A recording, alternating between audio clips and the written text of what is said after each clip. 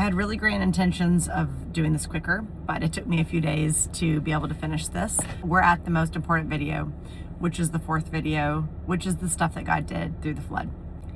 And honestly, this video is both the hardest and the easiest to make, because the last few days I've really been having a hard time praising God anyways. I don't know if that's something that you struggle with, but at church we're walking through 1 Peter, and it's talking about just finding, joy, hope in the Lord in the midst of circumstances.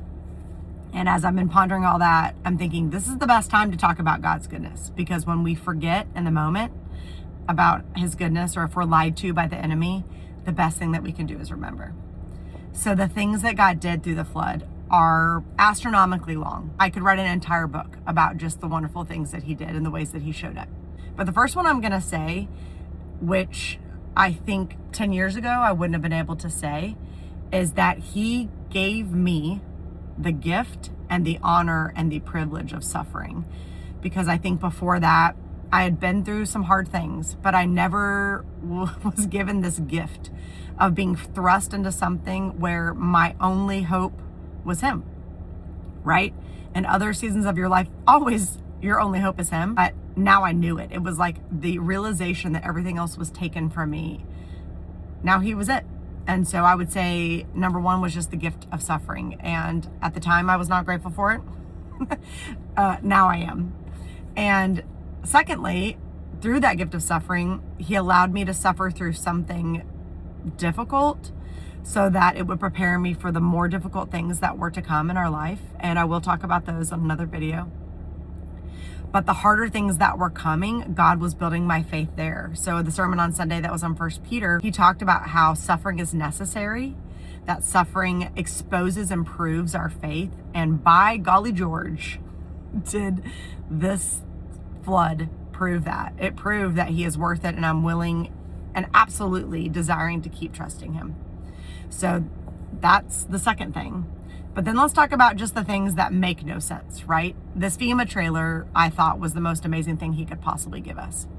And then in the midst of that, as we're trying to find a job and trying to find work and trying to reorient ourselves, my brother and sister-in-law who lived in Louisiana just keep mentioning this church that they go to and how missional it is and how amazing and Christ-focused it is, and that we should go visit. So we, just my husband and I, pack up and go visit this church and fall in love with the people there and their heart for missions and just the way that they love the Lord. And little news flash, we move there because of this amazing church. So we find a new place to live. We find a home. My dad actually bought a house for us so that we could rent from him. So we find this adorable little house in Shreveport, Louisiana. We get to be a part of a new church who wraps their arms around us. And another cool thing that was a little bit later is this church offers my husband a missions pastor job, which is a job that he has wanted for a really long time. So he's offered a job that is in ministry that he is just so grateful for. Then our house is flooded, right? Who wants to buy a flooded house in a floodplain that is completely gutted? Well, I don't know, maybe our next door neighbor who lost his house.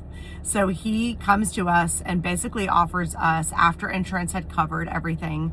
Insurance did not cover the contents inside the house, but it did cover the contents outside the actual house. So he offers us a good chunk of money, exactly what we had left to pay off the house, to buy the house from us. And his only stipulation was that we would throw in our lawnmower, our riding lawnmower for him. So he buys the house. So that was just an awesome God thing.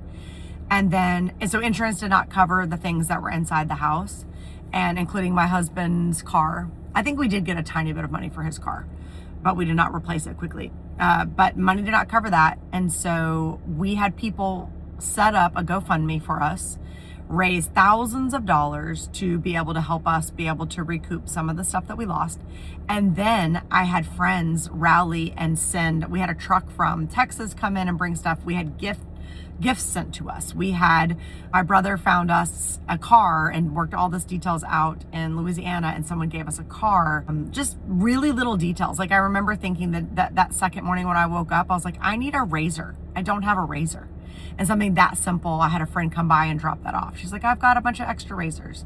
And so it was all these little details that could only be from the Lord. Like there was no other way to explain it except he kept just saying, I see you, I see you, I see you, I see you. And it was a beautiful time of just depending on him. A funny thing, remember those red beans and rice that I soaked the night of the flood? The Red Cross came around and provided jambalaya and red beans and rice on a very frequent basis. So let's just say it was a blessing and it was a kindness of the Lord. But I, to this day, cannot stand red beans and rice. My family still loves it. Even the smell of it makes me... So even though God provided, I don't really like red beans and rice anymore. But it was just neat little things like that. The way that he provided groceries, we even were able to get, there were SNAP benefits. So we got food stamps. So whatever, it just reminded me a lot of Job, right? Whatever was taken away, the Lord gives and he takes away, but blessed be the name of the Lord. He still provided. He showed up. It was like manna. It really was a season of manna for us that he just continued to show up. And it wasn't extra and overabundant. We weren't given a brand new Corvette and, eating filet mignons. It was exactly what we needed. And he was so, so kind during that time. And so I even think back of little things like they did a clothing food drive.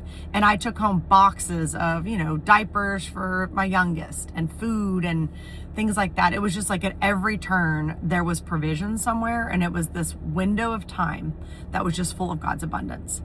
And when I felt that he was a little bit distant, maybe spiritually, I felt like he kept saying, I'm here in this way. And I was poring over my journal, just wanting to not forget that moment of those months of provision that he had.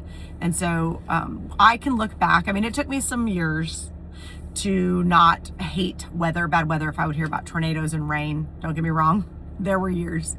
But it always reminds me when I think about the flood, I think more about what we were given than what we lost. And so that truly shows that there's been healing that's taken place there. Just even how he allowed the storage unit to still have, I said this in another video, to still have our memories and our Christmas ornaments. Those could have been ruined and they weren't. And so it's really sweet now to look back at 2016 and be like, that was the year of God's provision and just what he did. We would have never changed the trajectory of our life and ended up in another completely different place had that not happened. And so now I can even look at it with gratefulness and thankfulness. And what a gift to be able to look at a hard season and say, thank you, God, that you let me go through that. So I hope that this encourages you. I have more stories to share, but wanted to end at least with this one, just about how good God is. Have a great day. Thanks.